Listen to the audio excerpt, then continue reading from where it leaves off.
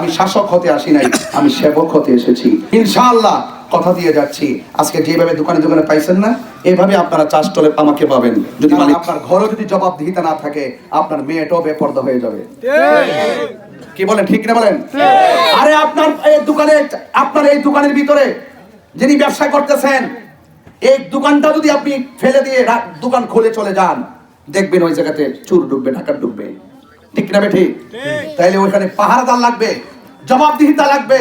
আপনার সন্তানের জবাবদিহিতা না থাকলে আপনার সন্তান নেশাখোর হয়ে যাবে। আপনাকে বলতে হবে, এই রাত্রি কোথায় থেকে আসছস, কার সাথে মিশলি, কোথায় গিয়েছিস, এত রাত আসলি কেন? এই জবাবদিহিতা যেই সংসারে নাই, ওই সন্তান দিয়ে সংসারে বাবা মা কিছু আশা করতে পারে না। এই জন্য সংসদে যেতে হবে।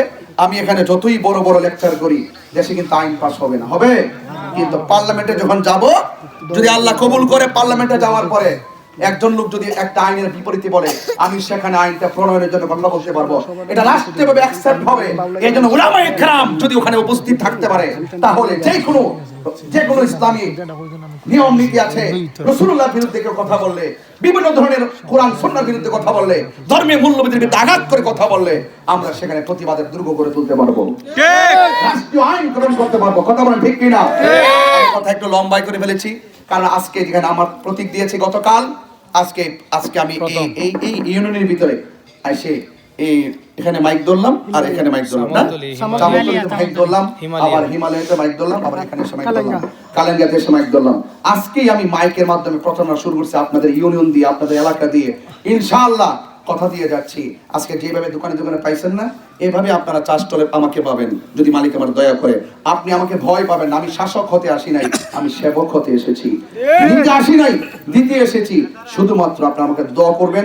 আপনার মহামূল্যবান ভোট জীবনে বহুত দিয়েছেন, এবার একটু দেখেন না কি করি, এবং একটু দেখেন, চিন্তা করেন যে অন্তত পক্ষে না ইসলামী মূল্যবোধের আলোকে কিছু লোক সংসদে দরকার।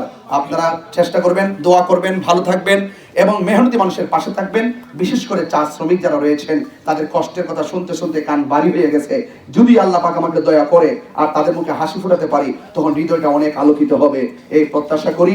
চা শ্রমিকদের উত্তরোত্তর উন্নয়ন কামনা করি, মেহনতি মানুষের উত্তরোত্তর উন্নয়ন কামনা করি, এই কালেঙ্গার বাজার ব্যবসায়ীদের ব্যবসায় বরকত কামনা করি।